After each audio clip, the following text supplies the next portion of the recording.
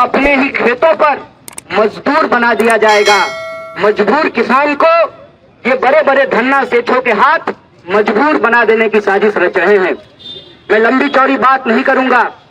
इस बिल के संबंध में जो झूठ बोला जा रहा है और ये कहा जा रहा है किसानों को भड़काया गया है, उस संबंध में अपनी कुछ बात कहना चाहता हूं। सबसे पहले, किसान को कोई भड़का नहीं सकता है। किसान अपने खेतों में बखूबी बैलों को काबू करना जानते हैं। और मैं सरकार साहब से ये कहना चाहता हूं कि जो किसान भड़के हुए बैल को काबू कर सकते हैं, वो भड़की हुई सरकार को भी काबू में लाना जानते हैं। उनको कोई भड़का नहीं सकता। दूसरी बात ये कहते हैं कि हम किसानों के फायदे के लिए कानून लेकर के आए हैं। मुझे एक बात बताइए, हिंदुस्तान के इतिहास में ये पहली बार हो रहा है कि ये किसानों के फायदे के लिए बिल लाए हैं। किसानों को ये भला करना चाहते हैं, लेकिन किसान चाहते हैं कि ये भलाई हमको ना मिले। ऐसा क्यों हो रहा है? ऐसा इसलिए हो रहा है कि बड़े पैमाने पे झूठ बोली गई है, बड़ा पैमाने पे प्रोपेगेंडा फैलाया गया है। सबसे पहले इन्होंने कहा कि सिर्फ पंजाब के किसान ही क्यों विरोध कर रहे हैं। बिहार में 2006 में जब बाजार समिति को समाप्त किया गया तो यही बात कही गई थी कि बाजार समिति समाप्त हो जाएगा, बाजार समिति में जो करप्शन होता है वो करप्शन समाप्त हो जाएगा और किसानों की आय दोगुनी हो जाएगी। आज बिहार के किसानों की क्या हालत है, उस पर एक घुमंतु पत्रकार है पुष्पमित्र जी, उन्होंने एक किताब लिखी है रुकतापुर। उसमें जाकर के देखिए कि 2006 में जो बाजार समिति समाप्त की गई, उसके बाद किसानों के फसल का क्या हुआ है, उनकी आमदनी का क्या हुआ है। ये इतना बड़ा झूठ बोला गया है। मैं आपसे ये कहना चाहता हूं कि ये पूरा का पूरा प्रोपेगेंडा ये है कि ये देश में किसानों के फसल की खरीद फरोख्त को कुछ धन्ना सेठों के हाथ में सिमेट देना चाहते हैं। ये कहते हैं कि किसान अपनी फसल कहीं भी बेच पाएगा। किसान पहले भी अपनी फसल कहीं बेच सकता था, इसमें तो कोई नई बात नहीं है। और आप कहते हैं कि दूसरे राज्य में भी किसान जाकर के अपने फसल को बेच सकता है। आप जो लोग खेती किसानी करने वाले लोग हैं, हम लोग बालकनी में गमला में पुदीना नहीं उगाते हैं, खेत में काम करते हैं। आप बताइए कि हमने टमाटर उगाया है, टमाटर को जब हम खेत से तोड़ेंगे तो टमाटर को क्या बिना प्रोसेसिंग किए हुए हम हरियाणा ले जा सकते हैं? तमाम तरीके की झूठ इस किसान बिल के संबंध में बोला जा रहा है। सीधी बात यह है कि आज इस देश में जो हम लोग को राजनीति का एक मॉडल देखा है कि जो लोग सरकार बहादुर को चंदा देते हैं हेलीकॉप्टर पे उड़ने के लिए, उनको जो इलेक्शन में कमीशन मिलता है, कहते हैं ना वन नेशन वन कमीशन की योजना का साजिश ये है कि इस देश में जिन धन्ना सेठों के कमीशन से यह सरकार चुनाव लड़ती है, चुनाव में हेलीकॉप्टर उड़ाती है, आसमान में उड़ती है, उन्हीं कमीशन के बदौलत ये इस देश के किसानों की धरती को उनके हाथों में गिरवी रख देना चाहते हैं। वन नेशन वन कमीशन की योजना ये है कि पूरे देश में चाहे किसान हो, मजदूर हो, बीएसएनएल हो, रेलवे हो, तमाम तरीके के संस्थानों को ये अपने प्रिय दोस्तों के हाथ में बेच देना चाहते हैं। और ये जो बिकवाली है, ये बात याद रखिएगा कि आज के किसान जब इस बिकवाली का विरोध कर रहे हैं तो ये सिर्फ किसानों की लड़ाई नहीं है, ये लड़ाई सबसे पहले इस देश के मिडिल क्लास और गरीबों की लड़ाई है।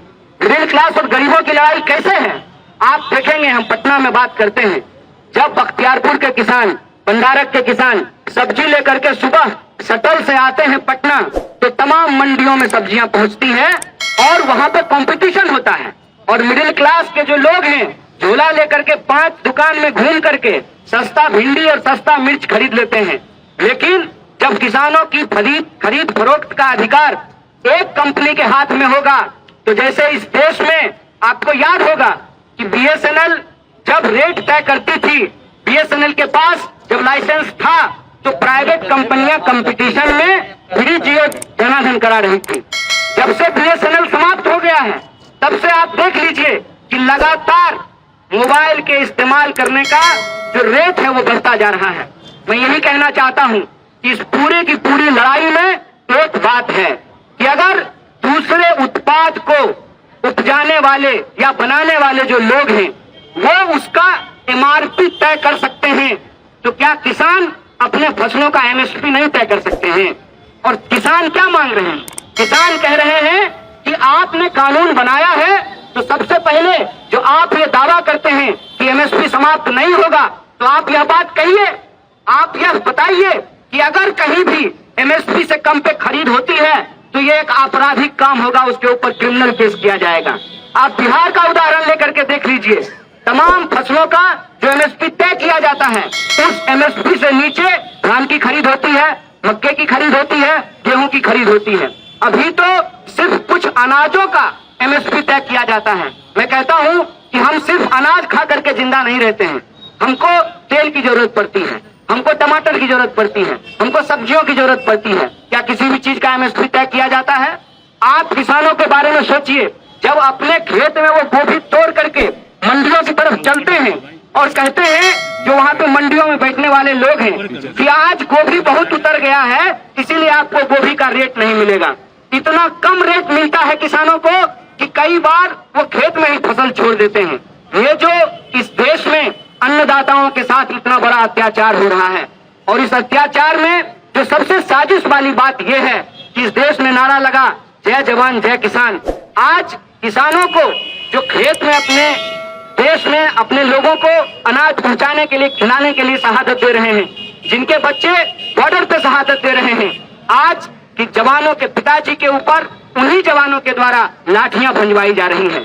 तो जय जवान जय किसान का जो ये नारा है, इसको अगर हम मुकम्मल करना चाहते हैं, इसको अगर हम पुख्ता करना चाहते हैं, तो एक बात हमको समझना पड़ेगा कि ओवरऑल पूरी संपूर्णता में जो आप इस लड़ाई को देखेंगे, जैसा कि पूर्व के वक्ताओं ने आपको कहा कि मजदूर अपने हक के लिए लड़ रहे हैं, नौजवान अपने हक के लिए लड़ रहे हैं, विद्यार्थी अपने हक के लिए लड़ रहे हैं, किसान अपने हक के लिए लड़ रहे हैं।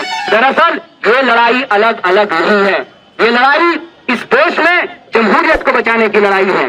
ये लड़ाई इस देश में को कुछ धन्ना सेठों के हाथ बिकने से बचाने की लड़ाई है। ये लड़ाई इस देश में तमाम वर्ग के, चाहे वो मिडिल क्लास हो, चाहे वो मजदूर हो, चाहे वो किसान हो, चाहे वो गरीब हो, महिला हो, आदिवासी हो, तमाम तरीके के शोषित पीड़ितों के हक और अधिकार को बचाने की लड़ाई है, आने वाली पीढ़ी को बचाने की लड़ाई है। इसीलिए इस लड़ाई को हम लोकतंत्र और संविधान बचाने की लड़ाई के तौर पर देखते हैं।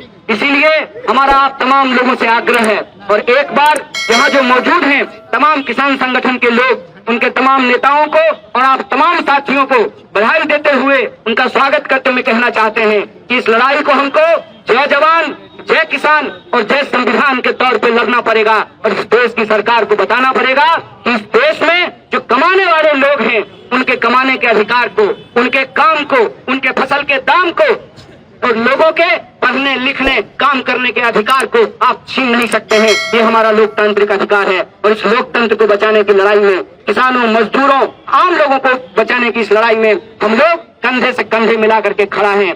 हम किसान नहीं हैं, लेकिन हम किसान परिवार से आते हैं, और हम ये जानते हैं कि किसान अगर अनाज नहीं उगाएगा, आप सोचिए कि अगर किसान मशरूम नहीं उगाएगा तो मोदी जी का गाल जो है वो टमाटर की तरह टूटू लाल होगा। तो जो मशरूम वो खाते हैं, मैंने तो कहा एक जगह ये बात कि काश हमारे किसान मशरूम के साथ थोड़ा शर्म भी उगा पाते, और इस देश के बेशर्म नेताओं को फ्री धनिया स्कीम में जो है थोड़ा शर्म भी दे पाते, तब इनको समझ में आता कि किसान आज किन परिस्थितियों से गुजर रहा है। एक आखिरी उदाहरण के साथ मैं अपनी बात को खत्म करूंगा। दिल पे हाथ रख करके आप एक बात भी सोचिएगा, इस देश में कलेक्टर साहब का बेटा कलेक्टर बनना चाहता है, एक्टर साहब का बेटा एक्टर बनना चाहता है, डॉक्टर साहब का बेटा डॉक्टर बनना चाहता है, फार्मर साहब का बेटा फार्मर क्यों नहीं बनना चाहता है? आप सबके लिए, हमारी रगों में दौड़ने वाले खून के लिए, सांस के लिए अनाज सबसे बुनियादी जरूरत है। उसको पैदा करने वाले जो किसान हैं वो अपने बच्चों को किसान क्यों नहीं बनाना चाहते हैं? क्यों हमारे पिताजी ने कहा कि जाओ दिल्ली तैयारी करो, कलेक्टर बन जाओ? क्यों उन्होंने नहीं कहा कि गांव में रहो, खेती करो, फार्मर बनो? और कहते हैं कि अन्नदाता धरती पर सबसे बड़े महान काम में लगे हुए हैं। आज अन्नदाता अपने बच्चों को किसान क्यों नहीं बनाना चाहते हैं? इसीलिए नहीं बनाना चाहते हैं कि उनको मालूम है कि हार तोड़ मेहनत करने के बाद जब वो अपने फसल को बेचने के लिए जाएंगे तो उनका फसल ही उनके लिए फांसी का फंदा बना दिया जाएगा। ऐसी व्यवस्था देश के अंदर की गई है। इस व्यवस्था को बदलने के लिए देश के जो किसान हैं उनके पक्ष में हम तमाम लोगों को, चाहे हमारा कुछ भी प्रोफेशन हो, हमारा कोई भी वर्ग हो, उनके साथ हमको खड़ा होना चाहिए और हमको ये सोचना चाहिए कि किसानों को बदनाम करने की जो साजिश है, इस बदनामी से हमको घबराने का जरूरत नहीं है। और एक उदाहरण आप लोग जानते हैं कि जब किसी विधवा की जमीन कब्जा करना हो तो सबसे पहले उसका चरित्र हरण किया जाता है, सबसे पहले उसको क्राइम होने का आरोप लगाया जाता है। और आज जब देश के किसान अपने हक के लिए लड़ रहे हैं तो टीवी स्टूडियो में बैठे हुए बिके हुए पत्रकार किसानों को बदनाम कर रहे हैं और वो कह रहे हैं कि पंजाब के किसान ही क्यों विरोध कर रहे हैं। तो साहब, आंख खोल करके देख लीजिए, पंजाब के किसान सिर्फ विरोध नहीं कर रहे हैं, पंजाब के किसान इस आंदोलन की अगुवाई कर रहे हैं और ये बिहार की धरती है।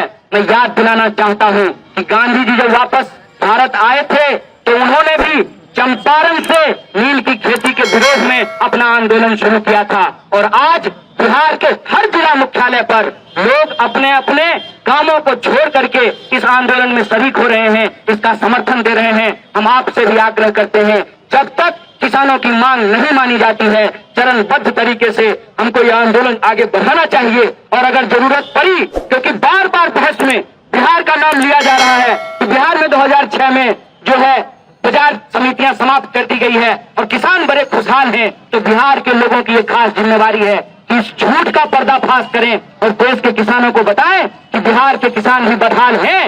और अगर जरूरत पड़े तो मैं किसान संगठनों से यह आग्रह करता हूं कि जत्था बना करके, अभी हम जैसे बिहार के अलग अलग कोनों में किसान के पक्ष में आंदोलन कर रहे हैं, जत्था बना करके बिहार से हम तमाम लोगों को भी दिल्ली की ओर कूच करना चाहिए। ये संकल्प हमको लेना चाहिए। इसी संकल्प को दोहराते हुए मैं अपनी बात को खत्म करता हूँ। जय जवान, जय किसान, जय संविधान। बहुत बहुत शुक्रिया, बहुत बहुत धन्यवाद।